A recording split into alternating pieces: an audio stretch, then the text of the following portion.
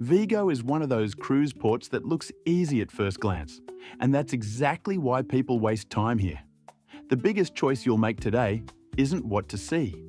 It's whether to stay in Vigo or gamble your 6 hours on Santiago de Compostela.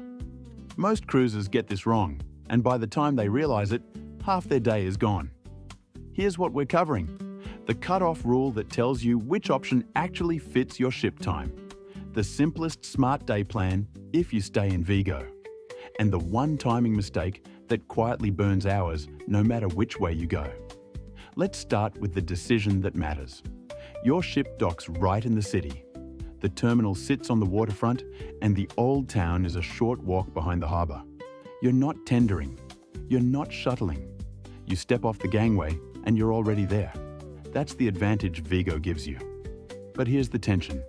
Santiago de Compostela, one of Spain's most famous pilgrimage cities, is roughly an hour away by train or bus. And a lot of people treat Vigo like a gateway instead of a destination. That works sometimes, but not always. Here's the cutoff rule. If your ship time is 6 hours or less, Santiago is a gamble. Once you factor in door-to-door time, station transfers, and waiting, Santiago can easily take up around 2.5 to 3.5 hours of your shore window before you've even seen the cathedral. If you have 8 hours or more, it's doable, but only if you plan tight and accept that you're seeing one thing. Anything in between depends on how comfortable you are with timing pressure and whether you're willing to skip Vigo entirely. Let's do the math. Say you have 6 hours ashore. Subtract 30 minutes to disembark and clear the terminal. Subtract another hour minimum to get back to the ship with a safe buffer. You're down to 4.5 hours. Now, subtract around 2.5 to 3.5 hours for Santiago transport, station transfers, and waiting. You've got about 60 to 120 minutes on the ground. That's enough to see the cathedral, maybe grab a quick bite, and turn around. It's not enough to explore the old town, sit down for a proper meal, or feel like you've actually been there. And if anything goes wrong, a delayed bus, a long queue, traffic, you're cutting it dangerously close.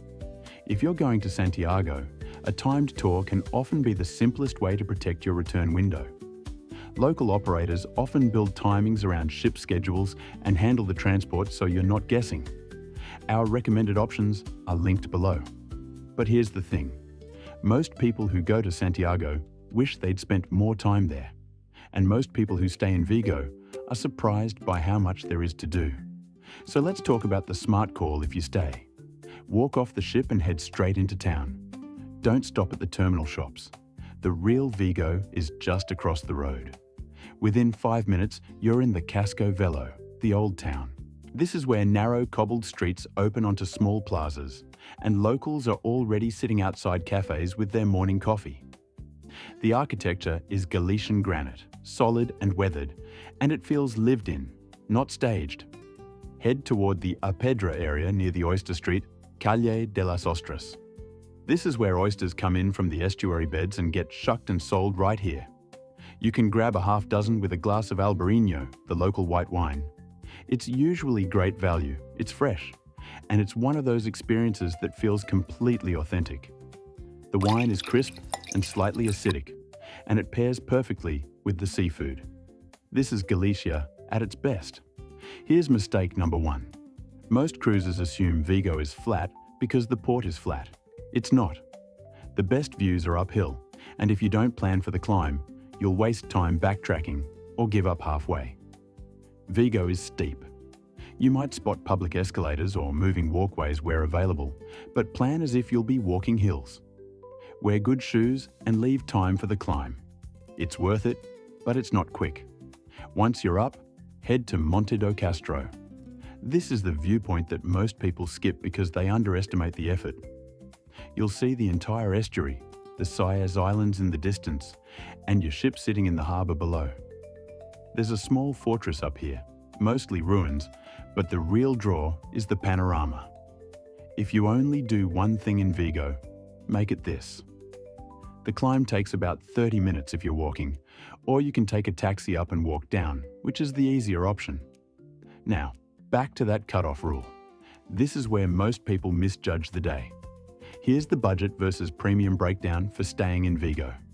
The budget route is walking the full loop, oyster stop, viewpoint climb, and back down on foot. You'll spend maybe €20 on food and you'll get your steps in. The premium option is taking a taxi up to Monte do Castro to save your legs and time, then walking back down. It's a small cost that makes the day feel easier, especially if you're not used to hills. By now it's late morning and you've earned lunch. Head back down toward the old town and find a spot near the Oyster Street or one of the small restaurants tucked into the side streets. Order pulpo, Galician-style octopus, or a plate of fresh grilled fish. The food here is simple, fresh, and exactly what this region does best. Lisa loved the oysters, and honestly, they were some of the best we've had in Spain. Pair it with another glass of Albarino and take your time. This is the kind of meal you remember. Here's mistake number 2. A lot of cruisers try to fit in both Vigo and a beach trip to Samil in one day. Samil is about 15 minutes by taxi, or 20 to 30 minutes by bus, depending on traffic and routes, and it's a nice beach, but it's not worth the time if you're already exploring the town. The beach gets crowded in summer, and the buses back can be slow. If beach time is your priority, go early and plan your return with a buffer. Otherwise, skip it and stay in the old town. You'll see more, eat better, and avoid the stress. After lunch, take a walk through the main shopping streets. Vigo isn't a tourist trap. It's a working city and the shops reflect that. You'll find local boutiques, small cafes, and a few spots selling Galician crafts. If you want to pick up something local, look for Galician ceramics or a bottle of Albarino. The prices are fair and you're supporting local businesses. Now let's talk about the Santiago option if you've decided that's your priority. The safest approach is booking ahead. Whether that's a tour or a direct bus, you need to know your departure time and your return time before you get off the ship. The bus station in Vigo is walkable from the port, and buses run regularly, but schedules can shift and the return timing is the risk. If you miss the last convenient bus back, you're scrambling for a taxi or cutting it dangerously close. If you're doing Santiago independently, here's the buffer logic. Plan to be back in Vigo at least 90 minutes before all aboard. That gives you time to walk from the bus station to the ship, deal with any delays, and not panic. In Santiago, focus on the cathedral and the old town immediately around it. Don't try to add side trips or long meals. You don't have the time. Get there, see what you came for, and leave early. It's not relaxing, but it's doable if you're disciplined. Here's mistake number 3. Don't assume the timing will work itself out. Vigo is small, but the hills and the winding streets can slow you down. Santiago is far enough that the clock is the risk. If you're staying in Vigo, leave yourself at least an hour before all aboard, especially if you've been up at the viewpoint. The walk back is downhill, which is easier, but it's still a walk. If you're cutting it close, grab a taxi. They're easy to find, and the fare back to the port is usually reasonable for a short ride. As you walk back toward the ship, you'll pass the waterfront again. If you have time, stop at one of the cafes and grab a cortado. The coffee here is strong, and the vibe is relaxed. You'll see locals sitting outside, chatting, and watching the boats. It's a nice way to end the day. So here's the smart call. If you have 6 hours or less, stay in Vigo. Walk the old town, climb to the viewpoint, eat fresh seafood, and enjoy a port day that doesn't feel rushed. If you have 8 hours or more, and Santiago is your priority, book a tour or plan tight with a solid buffer. Don't try to do both, you'll end up doing neither well. We've added our favorite local tours in the description below.